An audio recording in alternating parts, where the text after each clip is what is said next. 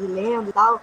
E é incrível, porque eu quando fui assistir o vídeo, eu já tinha lido sobre Adrien Godet. Não sei se é assim que Uhum. fala, do Ad, né? Adrien Duad. Uhum. Não sei como é que se fala o nome dele. Problema não. Mas já tinha lido algumas coisas para esse trabalho dele. E quando eu fui ver o vídeo, a narração era dele. Então eu achei assim, fantástico. Assim, Ficou você legal. assistiu o próprio cara que você leu as teorias O para trabalho. fazer alguma coisa, você lê a narração dele mesmo falando, assim, bem interessante. Bem interessante. Eu Então realmente tô. me dá Eu, mais prazer ler no original quando é possível, né? sim. Eu tô E, ansioso por esse trabalho de vocês. Eu tenho certeza que vocês vão fazer trabalhos ótimos. Eu adoro ver os trabalhos finais de vocês. aliás, a gente botou o resumo lá e agora não dá para botar o trabalho. Não, mas aí manda de Botou novo. um, Você não vai criar outra espaço, não? Eu vou criar outro espaço para enviar o trabalho final. ah, Eu tá, devo. porque não dá Ainda pra vou gente. criar. Você deu algum Não dá pra. retorno para você contar aquele trabalho? Desculpa te interromper, Vanessa, você estava falando, perdão. Não, não, imagina. Qual trabalho? Esse Olha, esboço inicial que a gente colocou, não, eu tava lendo ele hoje. É tá. porque hoje eu passei o dia lendo esses trabalhos, mas ainda não dei retorno, não. Eles estão aqui até na minha tela. Vocês podem ver aí. Era a lista 4 e o, o trabalho, né? O trabalho final. Tava Uhum. olhando aqui exatamente essas duas coisas hoje. Aí eu falei assim, passei uma olhada na diagonal, mas eu tenho que pensar para dar o retorno para vocês. Aí eu vou dar essa semana esse retorno aí. Fiquem Não, tá tranquilos. ótimo. Eu só ia falar que se você der o retorno só para um, para avisar esse um que só foi para ele passar para o grupo, porque às Tá. vezes a gente não sabe se vai para todo mundo ou para um, aí a Eu pessoa vou. divulga. É provável que eu dê esse retorno pro Pedro e pro Felipe, Tá porque como o ótimo. nome é eles como capitães, então E, aí acaba sendo retorno. se você puder também criar, assim que você Eu vou. puder criar também, para enviar o. Porque o que foi, no caso do nosso grupo, o que a gente enviou foi só um resumo da formatação do grupo que a gente ia apresentar. Agora Uhum. o trabalho está feito, mas a gente não tem mais como. Quer dizer, eu Não, posso vai até. ter. Não, vou colocar um link, entrega do trabalho final. E aí eu queria que enviasse tanto o vídeo, apesar de eu vou Mas o pedir para vídeo vai vocês. demorar. Não tem problema. Mas aí pode anexar o vídeo e a. Eu vou fazer dois links então. Entrega do Melhor. trabalho escrito e entrega do vídeo. Beleza, pode ser. Isso, melhor. E só para Com não tomar prazos mais bem tempo, grandes. isso, Não, eu vou até dia botar. Eu 2 vou de botar. outubro. Eu vou, eu vou botar os dois prazos. O Achei bom. vídeo. 12 de outubro que você falou? 12? É bom. 2 é legal. 2 de Ah, eu outubro. entendi Gente, 12. Puxa mas a vida. nossa apresentação não é 27. Ou é 27, se for extrapolar, é 4. Não, é 27. Então, Eu acho, né, gente? Se não for também, conversem aí. a Não sei, acho que pode nossa ser 4 também. Não tem nada contra, não. Acho que vai A estar mais nossa, legal, 4. eu achei que 27 eu tava fechando tudo, mas a gente conversa aí no dia 20, beleza? Vamos tentar terminar dia 27 aí, dia de Cosme e Damião, belo dia aí, entendeu? Então, vamos tentar, tá? E obrigada, Pamela, pelo videozinho lá no. A Pamela Saudade de Caboa, viu? Aquele vídeo lá que você postou no grupo. Eu descobri mais um aplicativo para vídeo. Tá fantástico aquele vídeo. Ah, legal. Aquele foi o professor, né, do trabalho, acho que de Vai, introdução à análise, não é esse? de Muito você com a legal, né? Indra, Ah, de legal. Que bom que densidade. gostou, Vanessa. Muito legal. Aí eu fui pesquisar aquele aplicativo, eu falei, nossa, maravilhoso, assim. Acho que vou fazer o do Rainha com aquele aplicativo. Vamos Acho que eu tentar. vou propor para o grupo. Ninguém gosta de aparecer, de mostrar a cara no grupo, aí eu vou propor para o grupo. Faz parte. Bom, vamos lá. Eu falei que a aula ia ser curta, ela de fato vai. A gente vai fazer algumas aplicações com relação à fórmula integral de Cauchy. Só vamos dar uma lembrada na fórmula integral de Cauchy de algumas coisas, né? Deixa eu abrir aqui uma abinha só para. Opa, deixa eu abrir uma abinha aqui para num PowerPoint, só para a gente lembrar uma ideia, o que ocorre, eu fui até dar uma olhada, né? A gente provou o teorema de Cauchy-Goursat. O teorema de Cauchy-Goursat, ele diz que se a gente tem uma função integrável, se a gente tem uma função que ela é analítica num aberto menos um ponto, então a integral ao longo de qualquer triângulo, esse é o teorema de Cauchy-Goursat, né? Só para recapitular, a integral ao longo de qualquer triângulo ela é zero. E em branco. Tá, integral ao longo de qualquer triângulo é zero. Esse é o teorema de Cauchy-Goursat. Tem algumas observações porque ele pede para que ele faz bem local as coisas. Ele fala assim, no triângulo. E dá para usar, aí eu fui olhar num livro anterior, até no próprio Geraldo Ávila, como ele faz utilizando o teorema de Green para isso. Mas aí ele usa uma outra formulação e é um teorema mais fraco. No seguinte sentido, ele pede para que a derivada seja contínua. Ele fala assim, a integral a integral de uma função holomorfa cuja derivada é contínua, ela vai ser, a integral vai ser zero, né? Ao longo de uma curva fechada vai ser zero. E o teorema de Cauchy, ele diz, né, simples assim, que a integral ao longo de uma curva fechada gama de uma função analítica aqui geralmente ele bota esse símbolo, isso aqui vai ser zero, né? F é uma função analítica a menos de um ponto.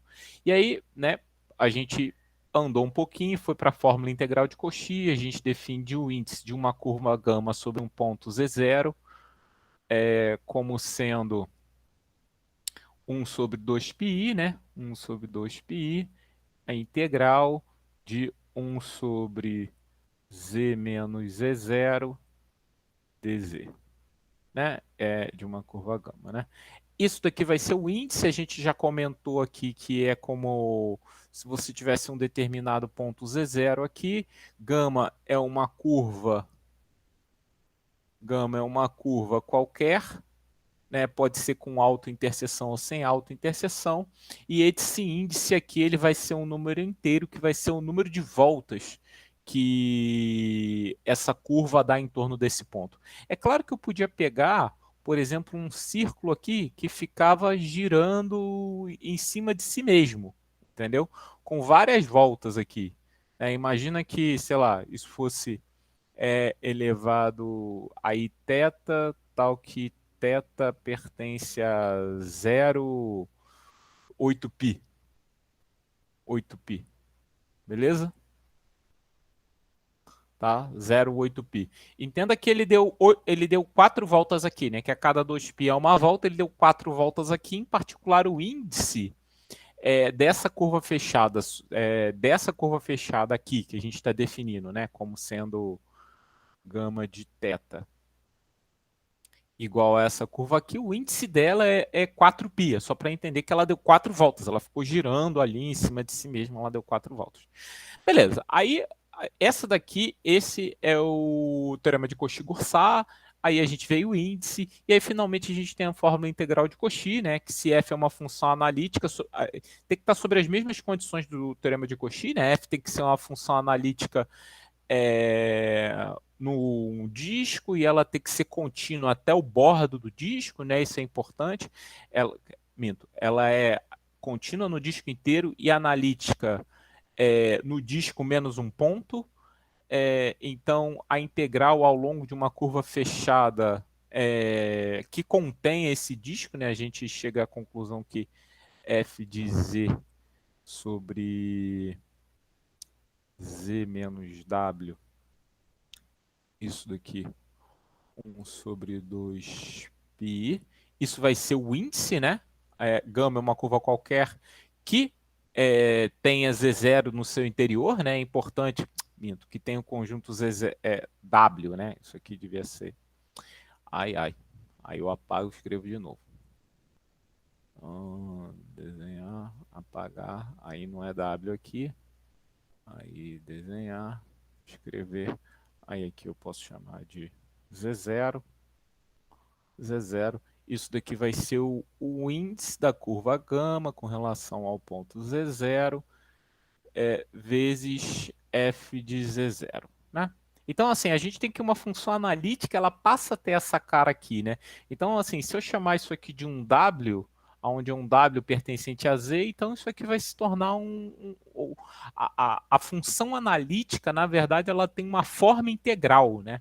Você pode encarar ela como sendo uma forma integral. E o que a gente ganhou aí? A gente ganhou a fórmula integral de Cauchy no caso das derivadas, né?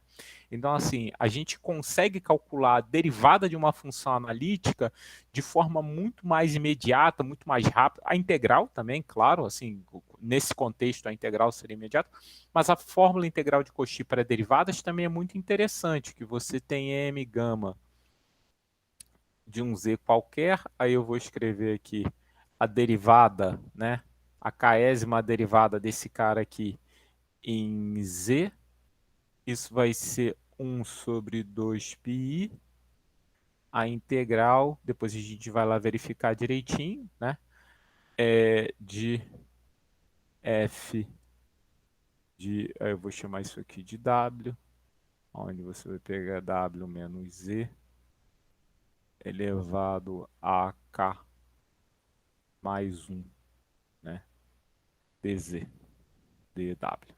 Né? Então, essa aqui seria a fórmula integral de Cauchy. Então, assim, você consegue ver que isso é algo impressionante, né? Porque aqui aparece o seguinte, essa é a função analítica, e a derivada da função analítica ela vai ser dada por essa função que está aparecendo aqui do lado de cá. Então, assim, o que eu tenho de impressionante aqui?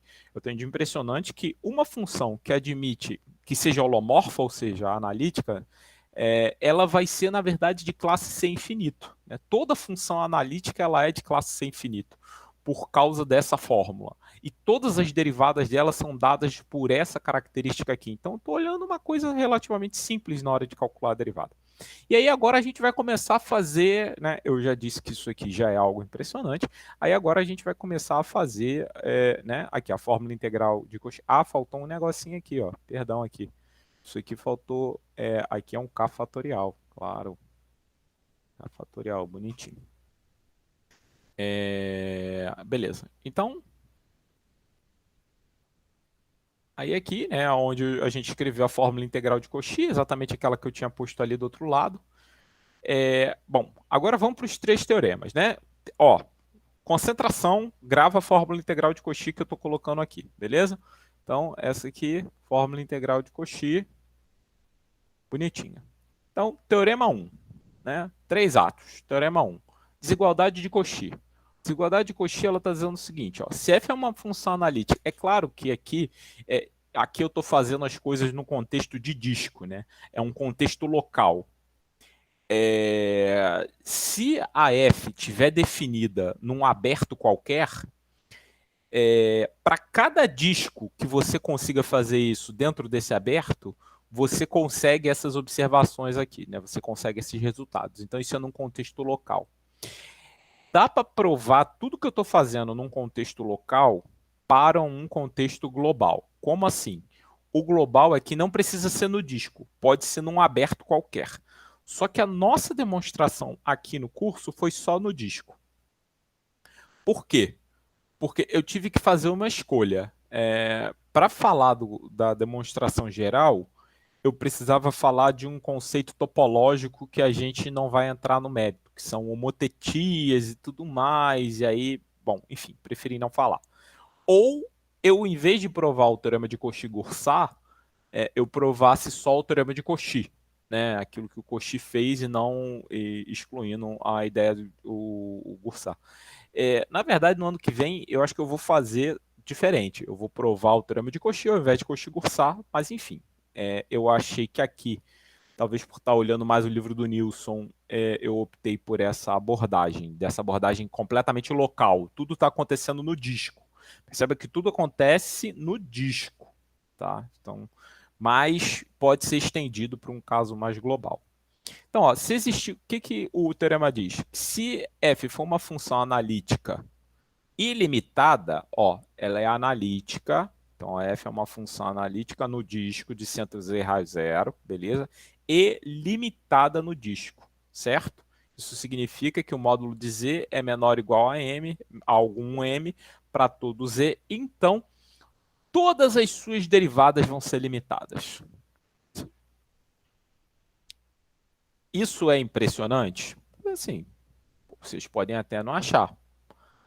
Mas, no caso real, isso não vale.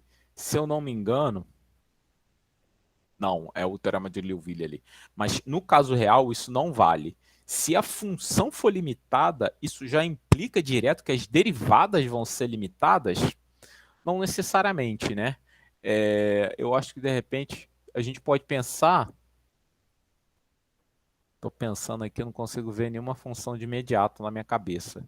Mas até o final da aula, de repente, vem, né? Uma função que é limitada e que a derivada dela não seja limitada, entendeu? Eu acho que se eu pegar uma função, por exemplo, que seja g' sobre g, beleza? Essa função aqui não necessariamente é limitada. Deixa eu pegar aqui, sei lá. Eu acho que dá para pensar alguma coisa assim, que essa função seja limitada, mas, na verdade, aí a derivada dela não vai ser, não. Na verdade, essa função aqui tem a ver com log de g de z. Se você tem log de g de z, a derivada dela vai ser isso aqui, vai ser g' sobre g de z. Aí, de repente, se esse cara é limitado, eu consigo determinar alguma coisa que seja limitado, mas esse aqui não vai ser limitado. Dá para fazer alguma conversa assim, preciso pensar um pouco, mas eu acho que isso aqui pode me dar frutos, né, sobre essa questão. Então, da função ser limitada, mas a derivada dela não ser limitada num determinado contexto. Isso, e, mais uma vez, na reta, né? Na reta, o que eu estou dizendo aqui. No caso complexo, se você tem uma função analítica que seja limitada, né, no disco, isso significa que todas as derivadas dela vão ser limitadas e ela vai obedecer esse tipo de estrutura aqui, ó, que a késima derivada provável, sim. Não, mas a derivada de uma função tangente, né? De repente é tangente. Não. Ela é limitada, mas a derivada dela não tem que ser limitada, entendeu, Thiago? Acho que esse é o ponto. Tá? Bom, depois a gente vê. Deixa eu apagar aqui. Depois a gente vê. Tá? Bom, mas como é que fica a demonstração desse negócio aqui? A demonstração desse negócio é relativamente bem simples. Por quê? Vale a fórmula integral de Cauchy. Então, aqui, ó, a primeira linha aqui é a fórmula integral de Cauchy. Beleza?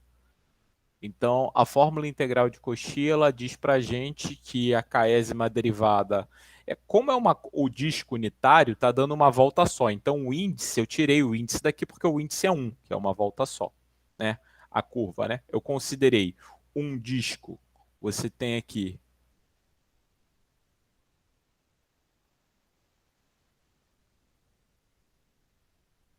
deixa eu só olhar isso aqui. Tá? Aqui você tem o disco de centro Z0 e raio R. E aqui você tem um disco de centro Z0 e raio S. Beleza? Até aqui é S. Tá? Parametrizado no sentido horário e tudo mais. Por quê? O disco, quando a gente fala do disco assim, a gente está considerando o disco aberto. Então, eu peguei lá o ponto Z0, considerei a integral gama S a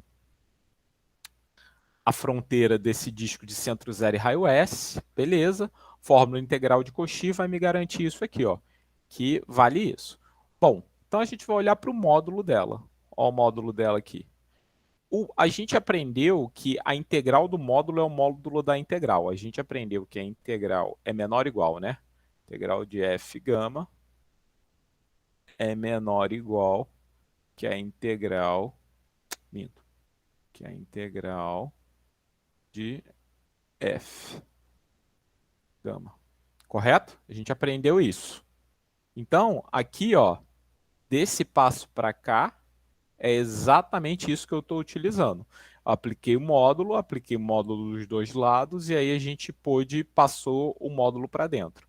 E aí quando a gente passa o módulo para dentro, bom, isso aqui é um número completamente positivo, é um número real positivo, né? E ele é sempre menor do que m. Bom, o ponto é o seguinte, se g é menor ou igual a f, que é menor ou igual a 0, isso implica que a integral de g é menor ou igual que a integral de f. Beleza? Tá aí tudo bem? Se f e g são positivas e f é menor e g é menor ou igual a f, então a integral de g é menor ou igual que a integral de f. Beleza? Tá aí tudo bem? Foi exatamente isso que a gente fez aqui, ó. Observa o seguinte. Essa distância aqui é uma distância qualquer aqui, ó. Deixa eu botar de vermelho, desenhar. Ó, essa distância aqui, ela é uma distância qualquer no disco de centro Z0 e raio S.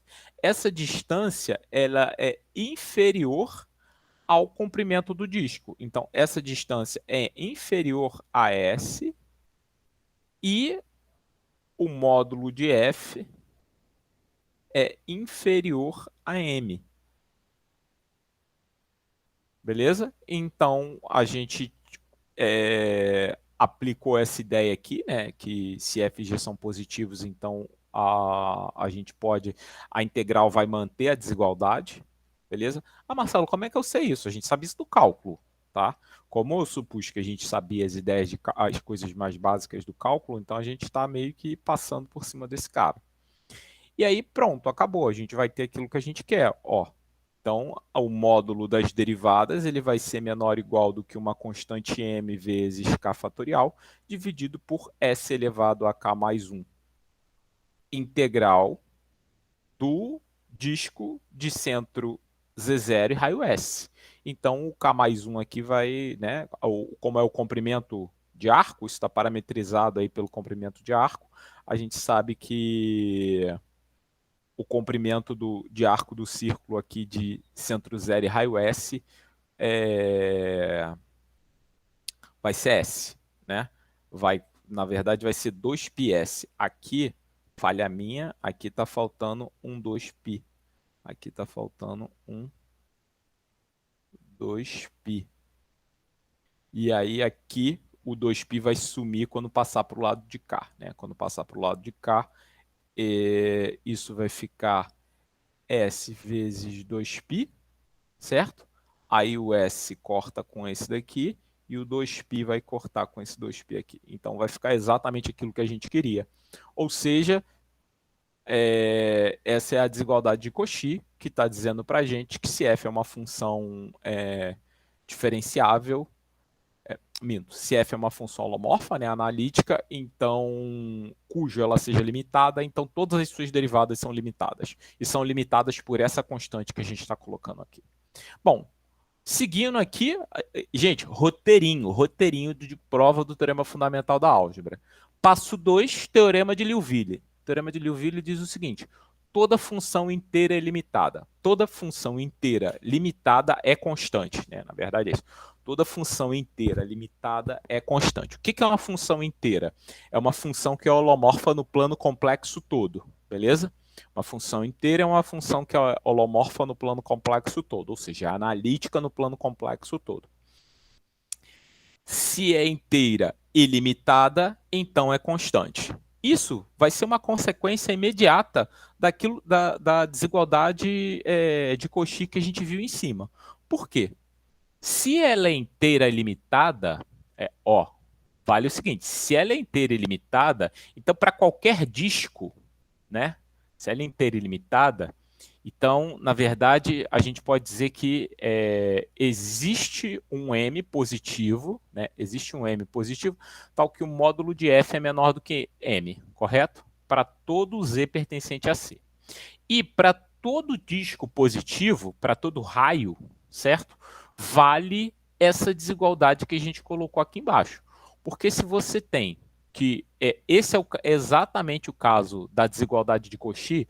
O que a desigualdade de Cauchy diz? A desigualdade de Cauchy diz que se o módulo de f é menor do que m, então as derivadas, né, a késima derivada aqui, o módulo dela, vai ser menor do que m k fatorial sobre r elevado a k, onde k é a derivada. Então, para a primeira derivada, que é exatamente o que a gente está colocando aqui, né, a primeira derivada, ou seja, k é igual a 1, então aqui eu vou substituir por 1 e aqui eu vou substituir por 1. Então, pela desigualdade de Cauchy, se você tem uma função inteira que é limitada, significa que em qualquer disco a derivada dela é menor do que o m dividido por r. Como r foi escolhido de forma arbitrária, se a gente fizer r tender a infinito, isso significa que a derivada de f de z vai ser zero, correto? Tudo bem? Porque o módulo de f de z vai ser zero, consequentemente... Fala. Desculpa, cortou um pouquinho. Você pode repetir esse finalzinho? Repito. Mim. Vamos lá, de novo. O que acontece? Final. Então, vou repetir. Se a derivada dela é menor ou igual que m sobre r para qualquer raio, isso funciona em todos os raios. Então, se você fizer o raio tender a infinito, isso vai implicar que o módulo da derivada é igual a zero. Mas se o módulo da derivada é igual a zero, então a derivada é igual a zero. Como a gente pegou um z0 fixo, então a derivada é zero para cada elemento z pertencente a z. Ou seja, a derivada é zero para todo mundo. E aí vamos lembrar de um teoreminha que a gente fez algumas aulas atrás. Se você tem uma função analítica, se você tem uma função holomorfa, que a derivada é zero, isso significa que a função é constante. Certo? Então a derivada é zero em todo ponto, implica função constante. Provamos o teorema de Liouville. Beleza? Então, ó, passo 1, desigualdade de Cauchy. Passo 2, teorema de Cauchy. Teorema de Liouville. Agora vamos para o passo 3. O passo 3 é o quê? O teorema fundamental da álgebra. Beleza? O teorema fundamental da álgebra é outra coisa que não tem mistério. O que o teorema fundamental da álgebra diz, basicamente? Que todo polinômio não constante em C tem raiz complexa. Isso, um corolário desse resultado é que todo polinômio de grau n tem n raízes reais. Para fazer isso é um pouco mais chato. Por quê? Porque eu vou precisar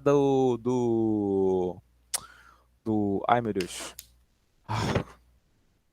Da fórmula de Euclides, né? Eu vou precisar do algoritmo da divisão de Euclides.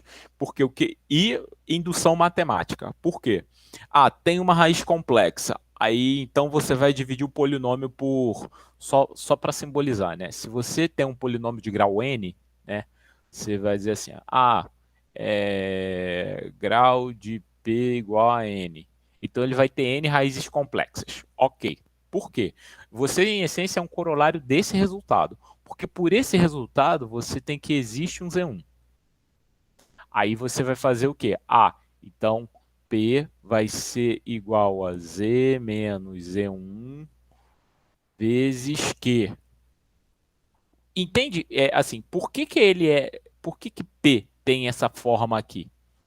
P tem essa forma por causa do algoritmo da divisão de Euclides. Beleza? Então, assim, é por isso que ele é um pouco mais chato. Você vai passar o algoritmo da divisão de Euclides, indução matemática, na verdade, princípio da boa ordem, né? Porque o grau de Q vai ser menor do que o grau de P, e aí você vai aplicar de novo esse mesmo resultado, né?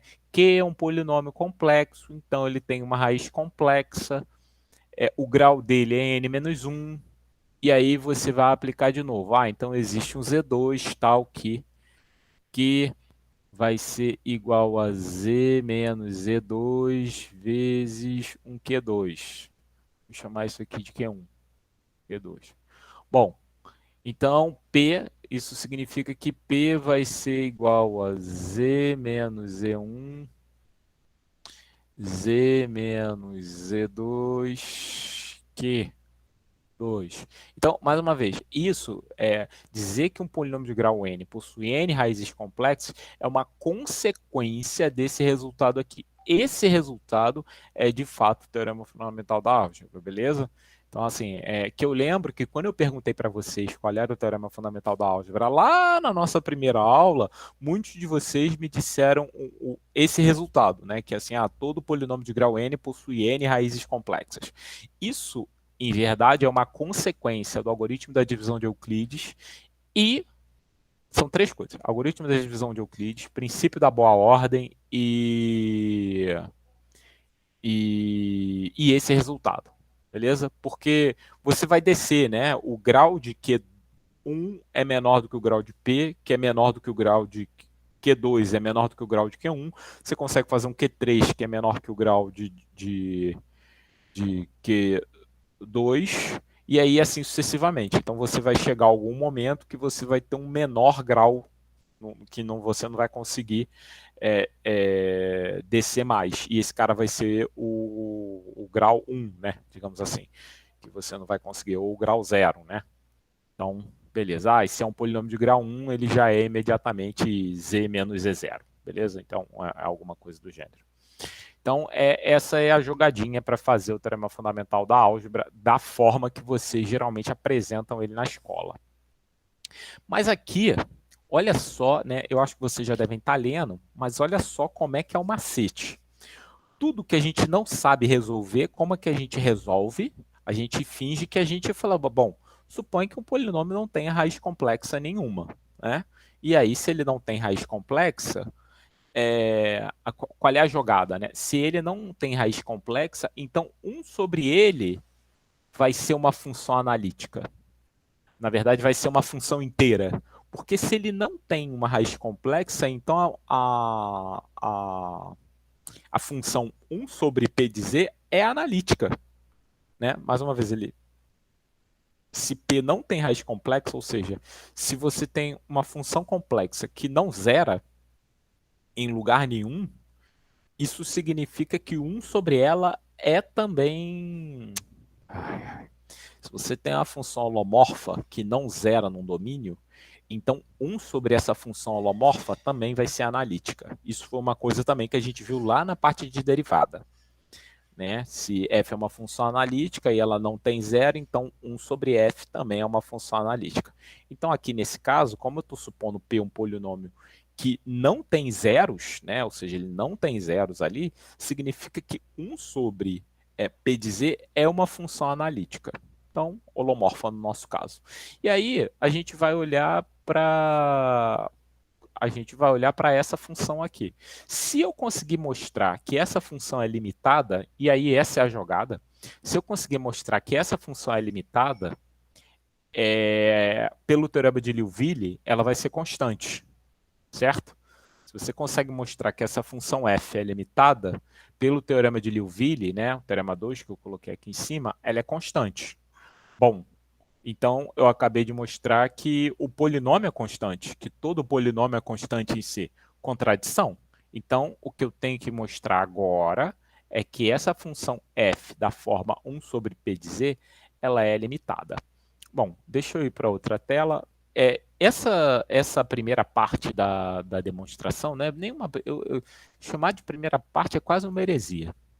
Mas essa primeira ideia da demonstração é porque você tem o seguinte, você tem, bom, P de Z vai ser isso, vai ser A0 mais A1Z mais mais ANZ na N, certo? Bom, isso é a mesma coisa que Z elevado a N, que multiplica AN mais A0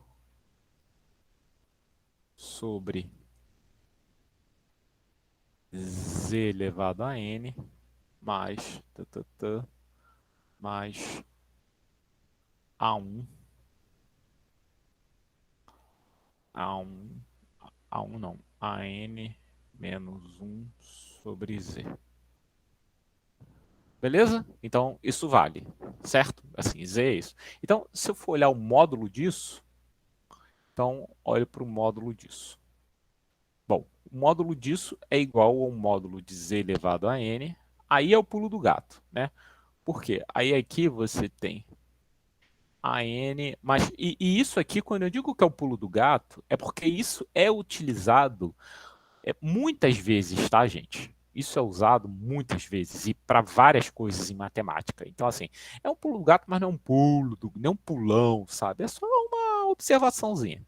Então, isso aqui vai ser A0 sobre Z na N, mais, mais a N menos 1 sobre Z. O ponto aqui, a gente tem uma coisa interessante. Eu quero que a desigualdade cresça para o lado de cá, beleza?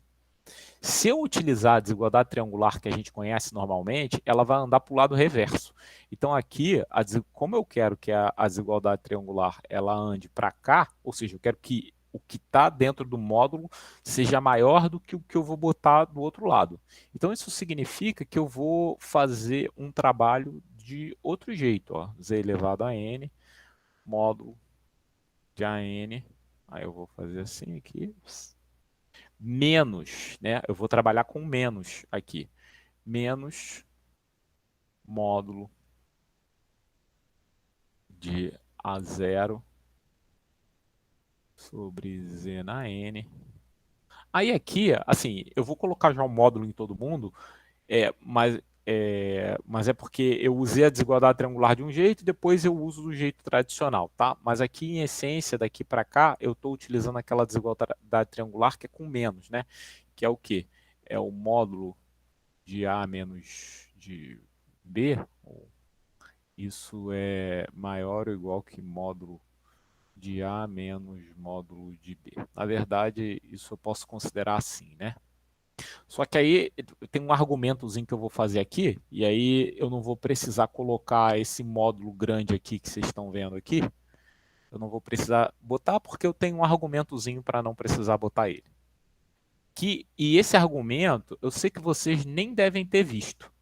Mas esse argumento é o mesmo argumento que eu usei na prova do Teorema Fundamental da Álgebra. Na prova do Teorema Fundamental da Álgebra, que eu fiz sem usar o Teorema de Liouville. Né? Aqui eu estou usando o Teorema de Liouville. Nota o seguinte, ó, o módulo de P, ó, o que está acontecendo aqui?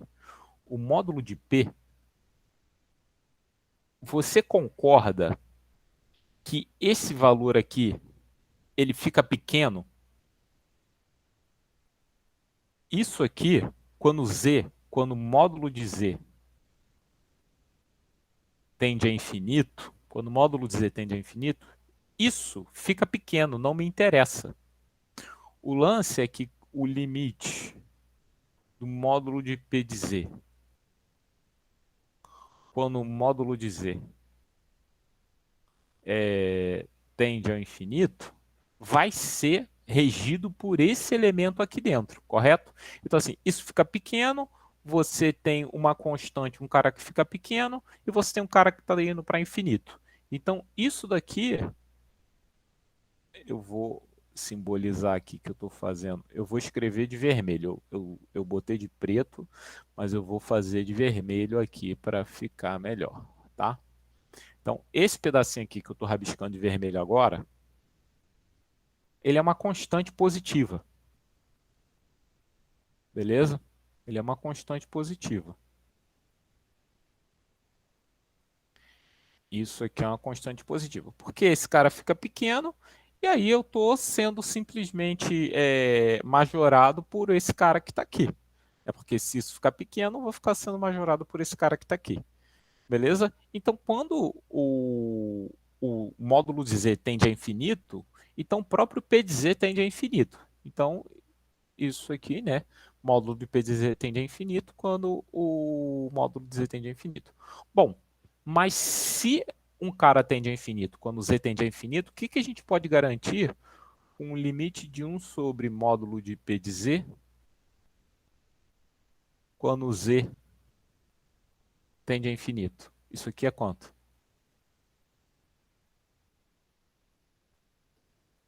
O denominador está infinito, né? Isso, então, isso Vai aqui zerar, tá né? dando, tá zerando, exatamente, né? Esse cara aqui tá zerando. Ou seja, o que a gente tem aqui é que o limite do módulo de f de z, quando z tende a infinito, quando o módulo de z tende a infinito, isso é zero. Bom, se isso é zero, isso significa o seguinte. Vou botar aqui, nova página, novo slide, branco. Isso significa o seguinte. Bom, eu acabei de ver ali que o limite do módulo de f de z, quando o módulo de z tende a infinito, isso é zero.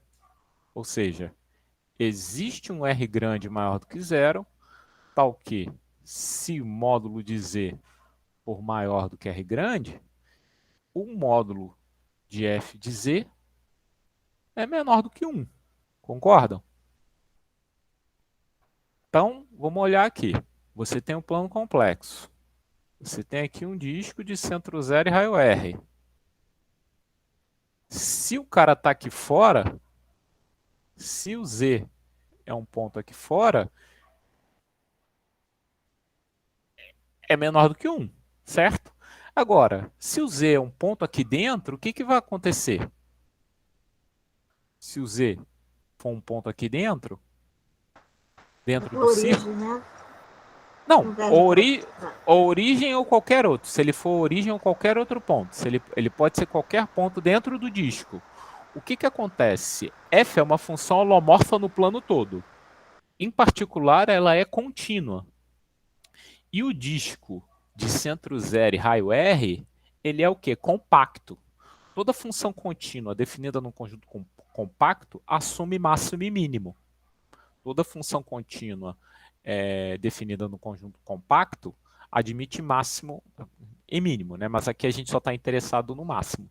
Então, o que eu tenho é o seguinte, é que existe um M1 grande, né? Tal que se Z pertence ao disco de centro zero e raio R, o módulo de F de Z é menor do que esse M1 grande. Beleza? Então, se você tomar M, né? Então, você vai aqui, tome M igual ao máximo de 1 e M1 grande. Né? Isso vai significar o quê? Que o módulo de F de Z é menor do que M. Por quê? Se o Z estiver do lado de fora, ele é menor do que 1. E se ele estiver do lado de dentro, ele é menor do que M1. Como o M é o máximo dos dois, então significa que isso daqui é menor do que M para todo Z pertencente a C. Então eu acabei de apresentar uma função se ele não tiver raiz, se o polinômio não tiver raiz, então ele vai ser uma função inteira ilimitada. Ele vai ser uma função inteira ilimitada. Mas se ele é inteiro ilimitado, o teorema de Liouville, como a gente viu anteriormente, vai garantir que ele é constante. Absurdo, porque um polinômio não é constante. Né? A gente pegou um polinômio não constante. Né? Um polinômio não constante. Acabou, provamos o teorema fundamental da álgebra. Ó, belezinha, né? Assim, eu falei que ia ser rápido. E aí é exatamente isso que eu acabei de colocar aqui, né? Que se o módulo de Z tende a infinito, então o módulo de f de z vai tender a zero, e aí a gente vai conseguir esses índices aí para majorar, e o teorema de Liouville vai garantir que f é constante. Deixa eu só fazer um adendo, de repente eu coloco lá. Existe uma demonstração, a demonstração do Gauss não foi essa. O Gauss prova isso, eu estava dando uma olhada, o Gauss prova isso em 1799. Então fazem o quê? 222 anos, né? Fazem 222 anos da prova do teorema fundamental da álgebra. É impressionante. E ele faz isso numa... deixa eu estar aqui, calma aí, deixa eu até dar uma olhada nisso. Aqui, ó. O Gauss prova isso em 1999 E na universidade, aonde, ó? Fui na Universidade de Helmstedt. Eu não sei onde fica a Universidade de Helmstedt, mas certamente na Alemanha. Ele faz isso na Universidade de Helmstedt. E assim, é um teorema muito interessante. O Emil Artin, existe um cara chamado Emil Artin, depois eu posso até dar o livro dele. Ele faz essa demonstração utilizando topologia. O Gauss, a demonstração do Gauss também usa topologia para fazer a demonstração desse resultado. E a topologia ela tem a ver com as voltas, né? Isso que a gente comentou, das voltas que uma determinada função dá em torno de uma curva, isso tem a ver com ideias topológicas, né? Então, assim, mas é fantástico, assim, mais uma vez. Vocês veem que a demonstração ela não foi difícil, né? Ela foi simples, assim, a gente, uma vez que são os passos, assim, são 3 passos. Primeiro você prova a desigualdade de Cauchy, teorema de Liouville, teorema fundamental da álgebra, né? Então a gente viu os 3 teoremas aí e com isso a gente fecha as ideias do curso, né? Eu acho que uma demonstração, pelo menos do teorema fundamental da álgebra, é importante que vocês vejam. Eu conheço 3 demonstrações, tá? Eu acabei de ver esses dias aqui uma outra demonstração. Todas elas têm a mesma ideia. Umas usam uma determinada objeto matemático, outras usam outro, mas assim todas elas têm mais ou menos a mesma ideia para a demonstração. Supõe por absurdo que não tem e constrói a prova, né? Assim, então, mas essa é uma das mais simples. Eu acho que talvez essa seja a mais simples, rápida e elegante prova do teorema fundamental da álgebra. Mais uma vez, ela é sucinta, são 3 passinhos, né? Assim, você precisa, claro, desigualdade de Cauchy, teorema de Liouville, teorema fundamental da álgebra sai como consequência dessas 2 coisas, né? Então, na verdade, sai como consequência do teorema de Liouville e o teorema de Liouville sai como consequência da fórmula integral de Cauchy. Certamente o Liouville, eu não sei porque, é um teorema tão simples, mas certamente o Liouville ele não faz a demonstração desse jeito, certamente ele faz a demonstração desse processo sem saber as ideias do Cauchy, utilizando alguma coisa um pouco mais rebuscada. O Liouville, a grande área de interesse do Liouville foi teoria dos números, tá? Ele fez muita coisa para números transcendentes, assim. Todo mundo lembra o que é número transcendente? Um número só para fala. Olha. Não, mas assim, se não lembrar eu falo, é que um número transcendente é aquele que não admite uma raiz polinomial onde o coeficiente dos polinômios são números inteiros, né? Dado um polinômio com coeficientes que são números inteiros, se um número que não admite raiz que seja raiz de um polinômio com coeficiente de números inteiros, esse número ele é chamado transcendente. Beleza? E um exemplo é que π e e são transcendentes. E ele cria, na verdade, uma classe de números transcendentes, né? O Liouville, ele prova, por exemplo, que 2 elevado à raiz de 2, ele é transcendente. Tá? Ele prova, na verdade, o Liouville prova, na verdade, que todo racional, P sobre Q, elevado a um irracional é transcendente. Esse é o teorema de Liouville, né? Todo racional elevado a um irracional é transcendente. E aí a gente tem essas coisas loucas, né? Que são maneiras pra caramba, né? Que é o I elevado a I é racional, né? A gente viu lá que I elevado a I era racional, né? Que é um negócio magnífico. A gente vê também que quando você coloca número complexo, foge das coisas, mas né? Que é elevado a I π é igual a -1, né? Então, assim, esse tipo de coisa começa a fugir do escopo do que a gente está fazendo. Mas esse teorema aqui é bem bacana e são essas ideias aqui que a gente consegue provar, por causa dessas ideias, né, que a gente consegue provar é que π é transcendente, né? Ele vai nessa linha, assim, você bota que é elevado a π, você supõe que é elevado a π racional e você chega que das duas uma. Se é elevado a π for racional, então o π tem que ser racional. E aí você chega a uma contração. Na verdade, é elevado a I. Não, é elevado a π mesmo. Você supõe que isso é racional e chega a uma determinada contradição. Tem no canal do Mathlogger essa demonstração. Ela é um pouco complicada de entender, mas é bacana. Bacana. Gente, e eu fechei com o que eu tinha proposto para o curso, que é provar o teorema fundamental da álgebra.